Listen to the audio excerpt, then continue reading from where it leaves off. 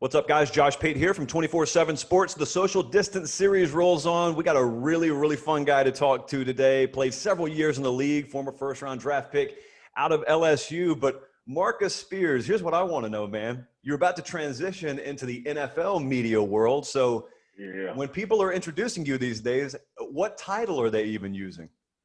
I think I hate when people call me a co-host because I don't know the first thing about hosting a damn thing. So just NFL Live analyst personality, pretty much it. I mean, that's my new role. But a sports dude. That's how you can introduce me. He's just a sports dude, man. I'm a fan. Like, I'm a fan. I get a chance to talk about it and it be my job, but I'm a fan. I like sport. It's funny how that works out, isn't it? You got a bunch of folks. You know, you played, so like you play Pee-wee, you play high school, college, pro, and so you probably watched guys on TV talking about the sport you were playing for a long time, and then it comes time where you finally get an opportunity to do it. And I've watched you essentially from the first time you ever broke into this business, and one of the things people love about you is you've never sounded like you're trying to be a TV dude. You just you've been a fan, you've been a player who just happens to have a microphone attached to his head. I have no idea how people are stuffy at this job, man. Like, I don't understand it for the life of me. Sports has always been the paradigm where you get loose, as a term that I use. You get loose when you're around family, you're talking about the game. You get loose when you're playing the game. It's hype, it's high energy, it's real, it's raw. We get a chance. I used to tell people all the time when I was playing for the Cowboys and at LSU, like, the criticism comes because it's there. Like, people are watching you. You fail publicly. You succeed publicly. And sometimes that scrutiny it seems harsh, but it's the reality. Like, I'm sure if we was going to somebody's job, a guy delivering UPS or FedEx, and he didn't deliver 20 boxes that day because something happened, he gonna get a bad review in the newspaper. He gonna get like Yelp now is what media is to everybody, because you get a chance to immediately determine if it was a success or not. But man, I think one of my foundational things, honestly, when I'm doing TV, if I'm not having fun, I'm wasting my time. Yeah. Like, nobody's coming to watch me talk, and we get into serious subjects and serious issues because they present themselves and we have to, and there's a different tone to that. But for the majority of the time, I'm talking about football. It's a game. I'm talking about basketball. I'm talking about things that I don't know. I'm not afraid to say I don't know something, too. And I think that's something that we've kind of start to evolve in, hopefully in media, is when, like, I don't know. Yeah. I know I'm paid to do a job. I know I'm supposed to have every answer for the fan that they ask. But the reality is I'm human, and some things I don't know. Some things I'm going to have to ask Dan Orlovsky or Mina Kimes or Keyshawn or Ryan Clark. Like, it's just, that's me. That's how I embrace it. I don't want to go on TV and make everybody think that I'm some guy sitting on this pedestal that you're supposed to listen to because I work for ESPN. Nah, come join with me. Let's have a conversation. I mean, if I were to tell Marcus Spears 10 years ago, you're still in the league 10 years ago. So if I were to tell you 10 years ago, hey, I'm going to toss you a magic 8-ball and I want you to shake it, look into it, and you're going to see your life in 2020. What would Marcus Spears in 2010 have said when you're looking at yourself at some analyst desk, you got millions of folks watching you? I mean, would you have thought it was a dream? How's that ever going to play out? Dude, my dream was radio. I wanted to be a nationally syndicated radio host. That was my goal, and not necessarily just sports. I love dialogue. I love, like, when I was in the league, I did a radio show every Tuesday on my off day for about 5 years. So the process actually didn't start when I showed up on TV. And I always thought, my mom worked at a company called Bell South. She was a phone operator. And the one thing she always stressed to me was you better have the ability to communicate, regardless of whatever you're doing. Communication is our human form of connection. So I thought radio was the greatest way to do that. People listening, but yeah, man, I wouldn't have said on TV. I wouldn't have said that they would have revamped NFL Live. I wouldn't have said that I would have been on Get Up with Mike Greenberg, who I watched for years on Mike and Mike, and have an opportunity to work with Mike Golick. And I wouldn't have said I would ever debate Stephen A. or Max Kellerman. Like that just never would have registered to me, because I wasn't even thinking along that line. Even when I got into television at SEC Network and I was doing a show, SEC Nation, during the weekend, I never thought that the career trajectory would go like this. But man, it's a blessing. Like I think the core of people want to have a good time, and that's what I base my work off of. And if you're having a good time, great. But also truth. People want honesty. People want you to mess up, because that's what people do. People want you to know something that they don't know, so they can be smarter when they're having a conversation. So I think just real, raw, and authentic, man. I'm not perfect. And that's what I try to convey to people on television, is that, yes, I have a great job. I love what I'm doing. I'm enjoying the ride, but I am not perfect. Don't think because ESPN or Disney writes me a check to be on television that I'm more than you. No, I just found the lane. It seems to be working, and I'm going to ride it till the wheels fall off. Yeah, we'll go ahead and clip that for individual use to show to every 16-year-old out there who ever wanted to be in this business. Yeah, man. Yeah. Man, that's beautiful. So let me ask you, so many people, the 99.9% of people who will never play in the NFL, and they'll also never cover college football or the NFL, but they will be fans of it. I think there's a fascination about the inner workings of the sports media industry a little bit. And I like to talk about it all the time on our shows. I didn't know people were so fascinated by it, but they are fascinated by it. So in your world, you cover college football for quite a while. Very entertaining, very in-depth, brought, I think, a level of knowledge, honestly, that only a former player can really bring. It's a different perspective. And then you add on to it fun, entertainment, relatable. And so that gets noticed really quickly. So do me a favor, as much as you can get into the details, what goes into first being presented with the idea that, hey, Marcus, maybe we're going to transition this thing. Maybe we're going to put NFL on your plate. What would you think about that? Like, how does that whole process play out? Initially it was a nervous energy about it, because I still had really good friends playing in the NFL. College, I was a little bit detached, so I could pull myself away, break down film, give opinions. And the one thing too, the NFL gave me freedom to give opinions a little bit more sternly and harshly, because I know that these are grown men. And I know that this is the reality of their job. In college, man, sometimes you have kids going through so much outside of the game that you got to be really careful at how you present them to people. Like, and anybody in media should know that we have a responsibility not to only be honest and true, but we also have a responsibility to be good people, regardless of what that kid just did on the field and messed up or missed the kick or didn't make the play or the catch, right? We can absolutely break that down. The transition to the NFL was, okay, now you integrate the business side of it. I feel like I talk more about contracts and coaches and general managers and these teams making these transactions and trades more so now than I talk about the game.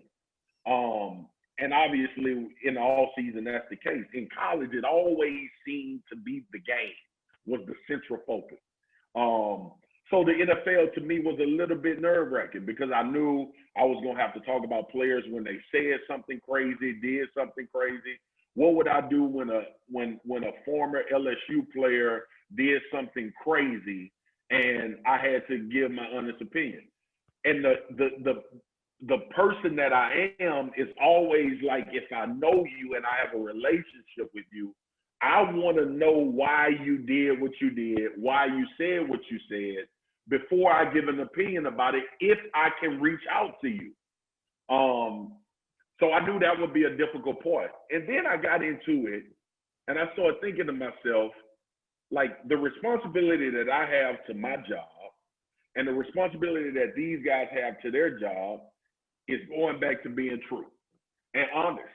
And I try to be that at all costs. And the only reason I say try is because you fight the emotional feeling of, am I going too hard on this guy? Am I being like too harsh about something? So I grapple with that as a human and knowing what these guys go through, knowing that a lot of them are playing with injuries and a lot of them are dealing with a lot of things. And by no means is that to make people feel sorry. It's the profession and the life they chose. But the human side of me, understanding that from a personal perspective, always gives me pause before I just go crazy on somebody. And if you've seen me, you know I will go crazy on somebody. And in those moments, I think that's true and honest, and it's warranted. So that transition was a little different. College was I was a little bit more delicate in college. Now that I'm in the pros and I have a great understanding of what these guys go through, but I'm also not delicate to that point because this is your job and livelihood, and it's really predicated on how much you do to have success in it. Talking to Marcus Spears, you can find him on Twitter at mspears96. Man, people, no matter what conference that they rooted for, if they watched the studio coverage or the pre and post game coverage, and they've watched SEC ball at all the last several years, there was this undeniable chemistry that sort of that entire team at SEC Network possessed. And I wondered if you would go into that a little bit, because I used to do news and sports before I did this. And I had buddies who I would hang out with all the time that when we were on air together, there wasn't a ton of chemistry. But then I'd walk in a studio with a stranger that I've never met before, and it's just boom. So you guys had that. First off, how soon do you know you have that chemistry, and what is that like when you're working with someone who it feels like you're in such synergy with? Yeah, I got to give credit, man, first to Stephanie Drewley, one of the executives. She kind of oversaw the inception of SEC Network, and she put a lot of, I think, thought into what type of people she wanted to launch this network with. Rosalind Durant, a guy named Bob Rauscher. So I got like, and that ain't like a public service announcement to give the executives credit, but I think we should, because they really valued who are we putting together. And obviously you have no idea if the concepts are going to work. But I think for me personally, I can't speak on Laura's behalf or Greg McElroy, Alyssa Lang, Peter Burns, everybody that I had the opportunity to work with during my time. But those come to mind because I work with them more. Obviously, Tim and Paul on SEC Nation. I think for me, man, I'm kind of, accept me as I am, or we probably not go vibe, you know? And I'm never trying to make anybody feel uncomfortable. I think I come from a team background. I try to identify what I can do to highlight what you're best at every time I get on the set. That's what I try to do with the people that I'm on the set with. How can what I do, pull the best of you out of you? And that, I ain't trying to give myself credit, but I want people to be comfortable being themselves when I'm on a stage with them, or when I'm on a show, or I'm doing a podcast, or when I'm doing an interview. Don't feel like I got to be all this professional person when Mark is up here with me. Like, I'm just a dude. And I think that resonated with everybody. And I think a lot of people at SEC Network approach their jobs like that. And I think a lot of people, in my case, I gave freedom to say, yeah, I could be a little bit more raw. I don't have to be, stuffy and stuck up. And on the other side of that, Greg McElroy taught me, like, hey, go a little deeper into why these things are happening. Like every once in a while, I'm not a numbers guy. I'm not a stat guy. Stats can lie to you. I tell people that all the time. Stats can lie to you. Are they useful? Yes.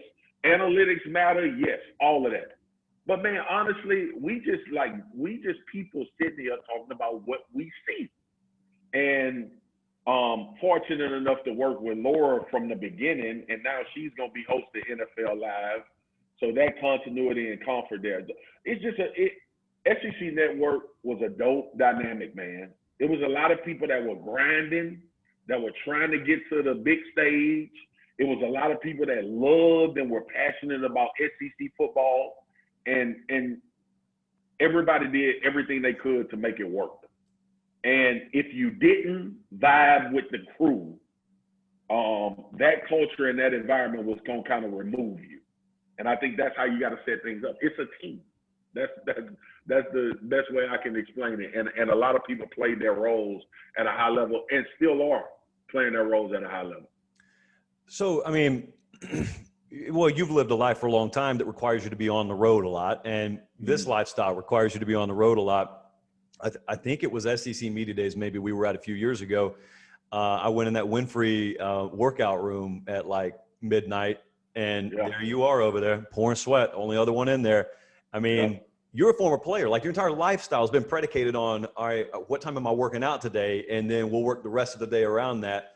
I mean, when you talk about habits, just physical, healthy habits you want to keep in your life, you're an outdoorsman. You want to go hunting and fishing every now and then. And you're a father. How do you balance all this stuff? Like, what does your day-to-day schedule look like? Yeah, man, quality. I think the quality is the most important. I think people get so caught up on the quantity, right? My wife taught me this, and I've always believed this. You could be home 7 days a week and not know anybody in your house.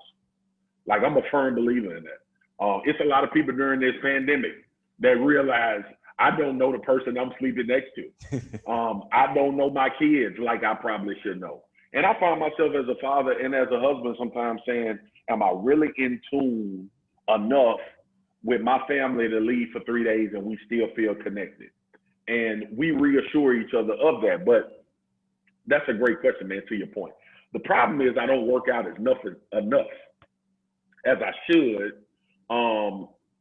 because I would love 5 days a week, but usually it's like 3.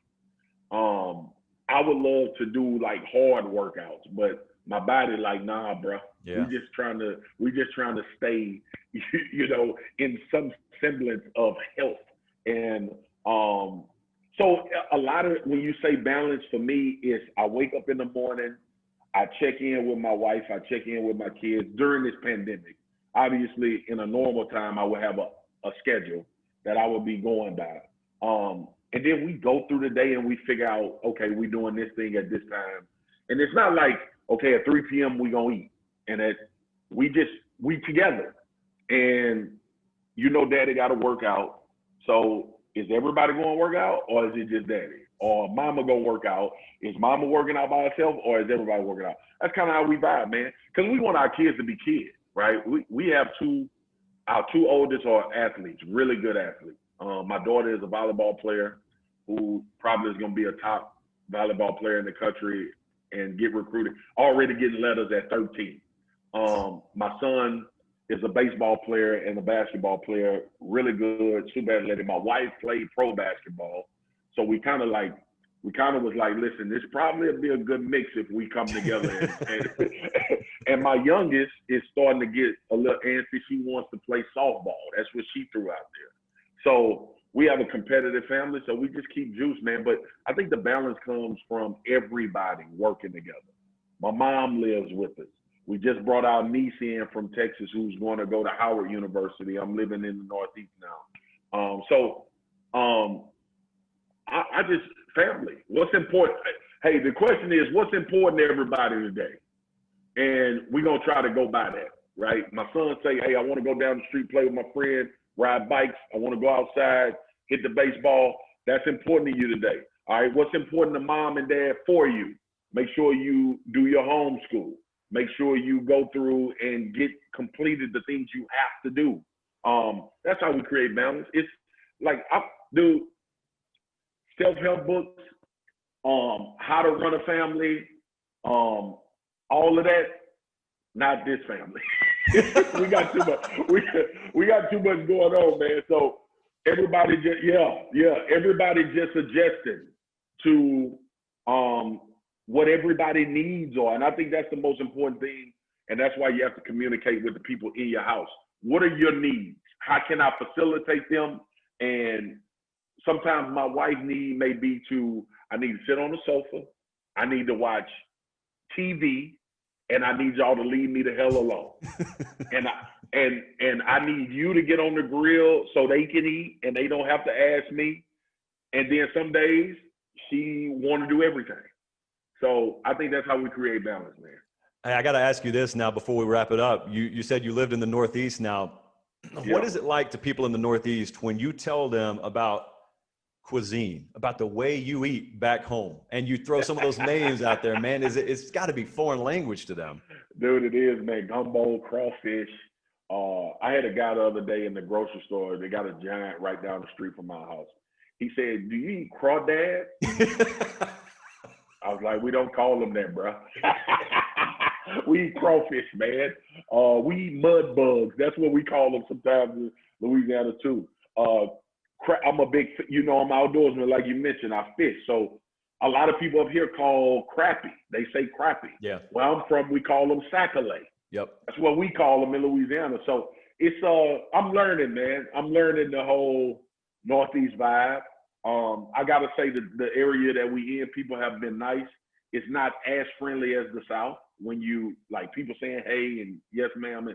But I'm fine with that because I spent a lot of time in New York the past 2 years. So I understand that the hustle and bustle, people are moving a bit faster. So I appreciate that. Like I embrace the Northeast for what it is. A lot of people come up here and say, well, it ain't the South. Well, what the hell you thought it was gonna be? You ain't in the South. So for me, it's like, hey, you come, you adjust, you don't change who you are, and hopefully people respect it and respond to it. But I'm having a good time being up here, man. Good stuff, man. Marcus Spears, you can follow him on Twitter at mspears96. The debut episode, if I'm correct now, of NFL Live is August 17th. Scale of 1 to 10. How ready are you? I'm telling you, I can't. First of all, this is freaking NFL Live, man. Like first I want people to know, NFL Live was not broken. There was a lot of people doing great work on NFL Live. But the fact that we about to have like a crew that's consistent and we get a chance to put our stamp on that thing, talking to Laura and Dan and Mina and Keyshawn, everybody just super excited, man. And we still gonna have Shefty. Because you can't do a damn thing in football you can't. at ESPN without Shefty. We still gonna have Diana Rossini. We're gonna have people. It's gonna be fun, man. I'm super excited that I have a chance. I feel blessed and fortunate that I have a chance to be on a show on a daily basis that I consider mine in my own little part, along with the rest of our team. It's gonna be jumping, man. 4 p.m. Eastern, every day.